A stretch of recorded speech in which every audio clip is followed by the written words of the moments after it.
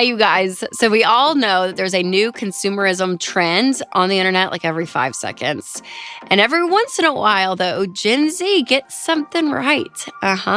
So similar to the de-influencing trend from last year, underconsumption core is all the rage right now. So today I want to talk about exactly what it is, why it's happening, and what it means for your money. And stick around to hear my top 3 tips for keeping that underconsumption energy and achieving long-term financial peace. Now, if you've not subscribed to this channel yet, make sure you do that so you do not miss an episode. All right, first, here's some recent data on influencing that gives a little context to this trend. So an article by Digital Marketing Institute reported that 69% of consumers trust influencer recommendations and will make a purchase because of that. Now, currently, there's about 66% of brands that would prefer to work with TikTok for their influencer marketing plans versus Instagram is around 47%. So in response, consumers are showing small ways that they're saying no thanks to the latest, trendiest items. So for example, I saw a reel the other day where a girl showed her hot pink cheetah print hairdryer from middle school as opposed to the latest $500 Dyson hair tool, right? So you can see some people are like, whipping out these like, hey, I still have this from high school. Look how great this is.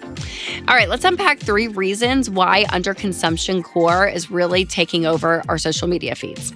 So the first is actually a quote that I heard from one of my favorite parenting experts, Sissy Goff, and she talks about how really in the first time in history, little girls are now wanting to be influencers when they grow up, which is just wild to hear that this is like a job now that girls want to be. It's what they want to do. They just want to be astronauts or the president or something, right? And now they want to be influencers. So listen, on one hand, I think it's great, right? We want to make some money, some independent thinking here. I guess, on one hand, it can seem great. But on the other is where all of us kind of deep in our core are like, oh gosh, because it can feel like that it's a career based on me and my stuff and look at me and me and me and me. And then when you deliver that content out into the world, the comparison trap is very real, that when you consume that content, you're on the other end comparing your life to the person in front of you, right? So it's a real tension there. It really, really is. But I think we're seeing more and more of this becoming normalized, watching other people's lives and watching their makeup routines and so on and so forth.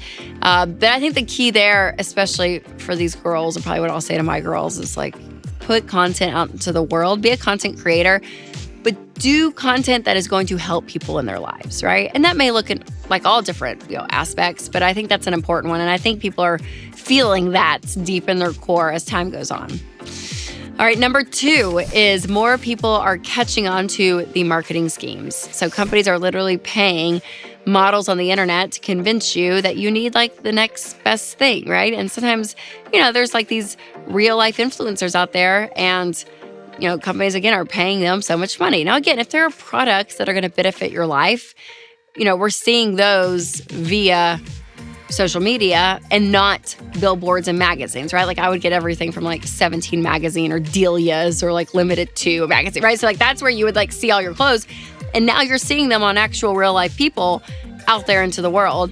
But I do think people are feeling the business end of it. And as a consumer, knowing like, okay, these people are getting paid a lot. And do they really like the stuff, right? You kind of are questioning like, are they doing it for the money? Or is it a product that they genuinely use in their life that they love? Because I don't mind sharing with people like, hey, this has helped me, right?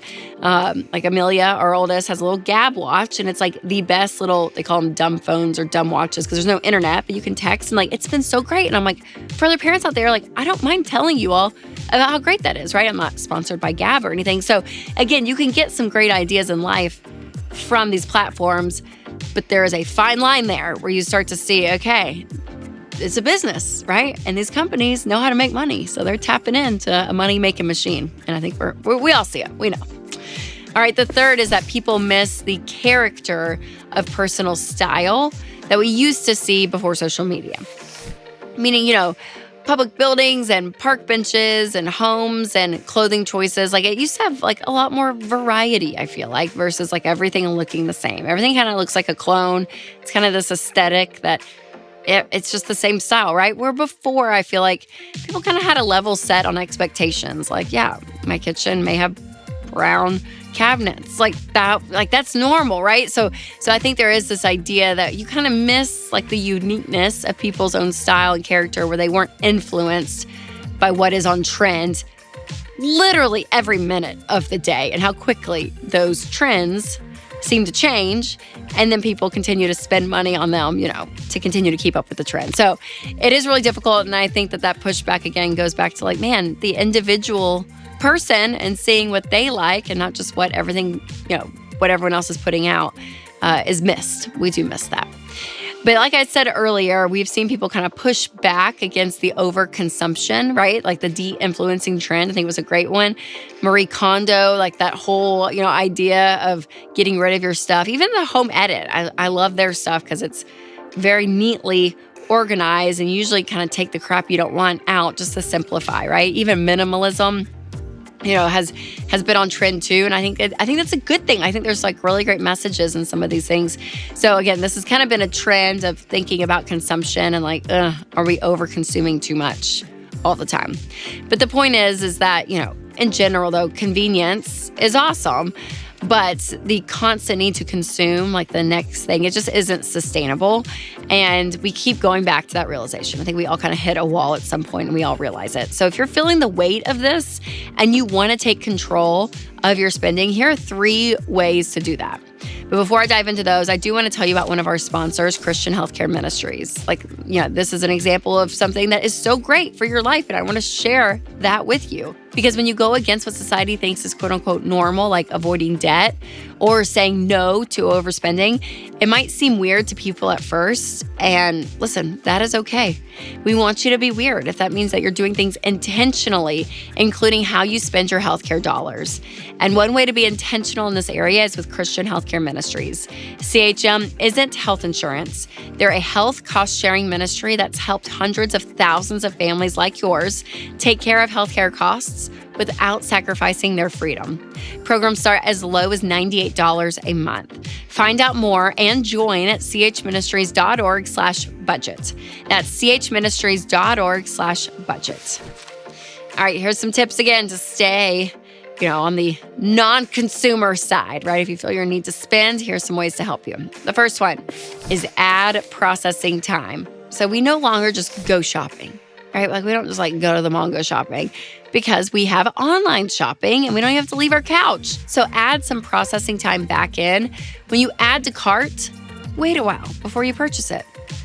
And, you may go back 3 days later and be like, do I even want that stuff? And usually half the time you're like, no, I don't. And what's even better is if you use a monthly budget, that's going to reduce the impulse spending as well. And if you have not checked out Every Dollar, it is incredible. You can actually build your budget for free. So I will put the links and everything you need to know down below. But use Every Dollar, create a budget, because that's going to help you with some of that processing to be like, okay, how much money do I have? If I have the money, I'm going to add to cart, but I'm going to wait, let my emotions die down, and then see if I still want it. All right, number 2 is to ask yourself, is this all just entertainment for me, or is it advertising? So are you watching a video on the internet for just entertainment, or is it kind of like a mini little, commercial that's showing you all the great stuff about this one product and it's all in disguise? Because I think what we can do is just think, oh yeah, this is just for fun, it's entertainment, but we don't realize that we're being sold things over and over and over again, and it will wear you down. You may not even realize it. There are old school ways to escape from this. You don't have to sit there and scroll on your phone. Have a family movie night. Go read a book, listen to music, go on a walk, do some of these things to get out of that scrolling mentality, because when you keep seeing stuff over and over and over and over again, it's going to wear you down, and eventually you'll probably end up spending money on it. And number 3, I would say that vintage is in, Go buy some stuff, you guys, that's used. You don't have to buy brand new anything. You really don't. I mean, it's amazing how much money you can save by doing this. And especially if it's something that you don't know if you are really going to love it. We went through a bike phase with our family last summer. Everyone's riding a bike now. And I was like, well, I want to ride a bike. And we went to the bike store to buy a bike. And they were I want to say $1,000 $1,000 or like over $1,000. I mean, crazy. And not like a nice road bike, like just a standard bike. And I was like, I'm sorry, this is insane. So we went to like a used sporting goods store and I bought a bike there for myself because I'm like, I don't need like a brand new bike. So again, go get a great deal. You don't have to buy everything state of the art or brand new. So save some money, go buy used, and listen, you'll have some margins, be able to save some of that money, spend some of it, give some of it away. It's great. So I do think that this, overconsumption we are feeling as a society. So the natural instinct is to pull back, and I think it's great. So question your motives, question what you're doing with your time, who you're following, all of it, because I think over time it's going to just help you in your soul to kind of weed out, okay, is this just been too much? Because I think we all will hit a wall every now and then. Make sure to share this episode with a friend who might appreciate a little reminder that you don't have to keep up with the Joneses. And if you really want to save money, make sure to check out my episode on the financial trend that's robbing you blind. That's coming up next. And if you're listening on podcast, make sure to click the link below. All right, you guys, remember to take control of your money and create a life you love.